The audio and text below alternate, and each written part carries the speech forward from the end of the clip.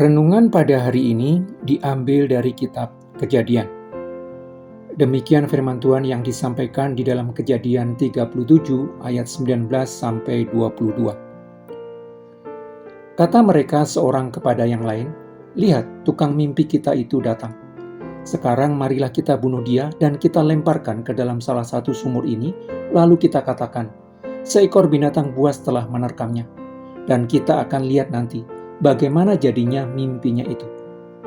Ketika Ruben mendengar hal ini, ia ingin melepaskan Yusuf dari tangan mereka. Sebab itu katanya, "Janganlah kita bunuh dia." Lagi kata Ruben kepada mereka, "Janganlah tumpahkan darah. Lemparkanlah dia ke dalam sumur yang ada di padang gurun ini, tetapi janganlah apa-apakan dia." Maksudnya hendak melepaskan Yusuf dari tangan mereka dan membawanya kembali kepada ayahnya.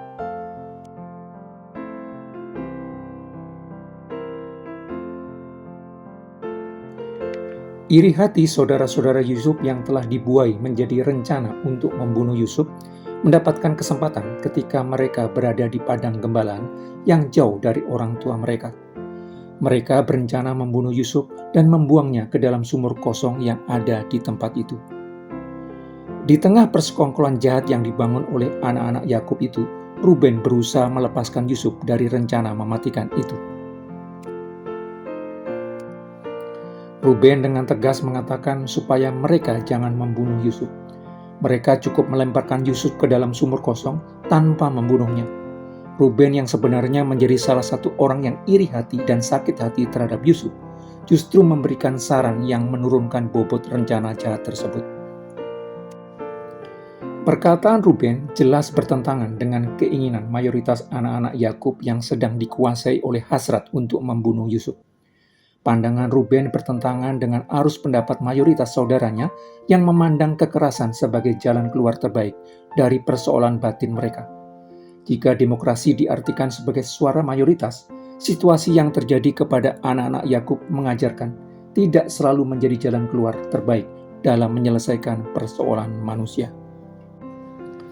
Ruben tetap menyampaikan pandangannya yang bertentangan dengan keinginan mayoritas saudaranya. Walau tidak mendapatkan tanggapan baik dari seluruh saudaranya, mendapatkan respon positif dan dukungan dari Yehuda. Yehuda memperkuat usul Ruben supaya tidak membunuh Yusuf karena tidak ada manfaatnya bagi mereka. Yehuda mengusulkan supaya Yusuf dijual kepada pedagang budak yang mereka temui. Usul itu didengarkan saudara-saudaranya. Usul Ruben untuk tidak membunuh Yusuf yang kemudian diperkuat Yehuda didengarkan oleh saudara-saudaranya yang sedang dikuasai hasrat untuk membunuh Yusuf, menunjukkan bahwa setiap upaya mencegah terjadinya kejahatan, sekecil apapun, tetap selalu memberikan dampak baik dalam meredam kejahatan yang lebih besar. Ketika umat Tuhan berada dalam bahaya, biasanya ada orang tertentu yang dipakai Tuhan untuk menolong dan menjaga umatnya, supaya melaluinya rencana Tuhan tetap terjadi. Ketika orang Israel yang telah meninggalkan Mesir akan menyerang Yeriko, Yosua pemimpin muda Israel mengirim 2 orang pengintai masuk ke dalam kota Yeriko, tetapi penyamaran dan pengintai mereka diketahui oleh penguasa Yeriko. Pada saat nyawa mereka terancam, Rahab, seorang pelacur, menyelamatkan mereka dari penangkapan pasukan Yeriko. Ketika orang-orang Israel terancam genosida yang akan dilakukan oleh Haman dengan persetujuan Raja Ahasiweros, Mordekai dan Ester dipakai Tuhan untuk menyelamatkan umatnya. Tuhan seringkali memakai orang tertentu menjadi gada dan tongkatnya untuk menjaga umatnya. Sebagaimana Yusuf masuk ke dalam situasi sulit dan berbahaya bukan karena melakukan kesalahan. Terkadang orang percaya masuk ke dalam situasi sulit dan berbahaya, pekerjaan, keuangan, kesehatan maupun sosial, juga bukan karena melakukan kesalahan. Orang percaya yang menjalani hidup sesuai dengan firman Tuhan juga akan mengalami dinamika dalam hidupnya. Tetapi ketika menghadapi persoalan kehidupan yang sulit, orang percaya memiliki Tuhan yang bisa diandalkan. Ketika menghadapi situasi sulit kehidupan, gada Sang Gembala Agung akan mengusir ancaman bahaya besar yang mendekat. Ketika menghadapi situasi sulit yang berbahaya, tongkat Sang Gembala Agung akan menjaga orang percaya tidak keluar dari jalur yang seharusnya. Tuhan memakai berbagai hal untuk menjadi gada dan tongkatnya. Terkadang Tuhan mempergunakan aparat keamanan pemerintah menjadi gada yang menjaga keamanan umatnya.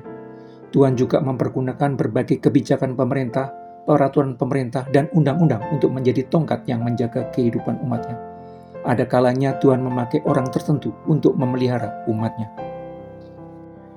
Menghadapi situasi sulit kehidupan tidak seharusnya membuat kita sebagai orang percaya jatuh tergeletak, karena Tuhan selalu menemani dan menopang kita. Tuhan yang adalah kota benteng bagi umatnya akan selalu menjaga umatnya. Gada dan tongkatnya akan selalu melindungi umatnya ketika berada di dalam bahaya. Gada dan tongkatnya akan menjadi pelindung ketika orang-orang yang dikasihinya disimpangkan oleh si jahat dari jalan yang direncanakan Tuhan. Gada dan tongkatnya menjadi penjamin bagi orang-orang percaya tetap menuju titik yang direncanakan Tuhan.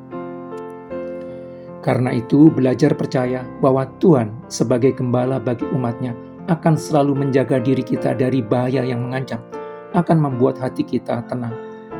Belajar terus meyakini bahwa Tuhan sedang menuntun dan menggiring diri kita menuju titik kehidupan yang sesuai dengan rancangannya, akan membuat kita tentram atas penjagaannya.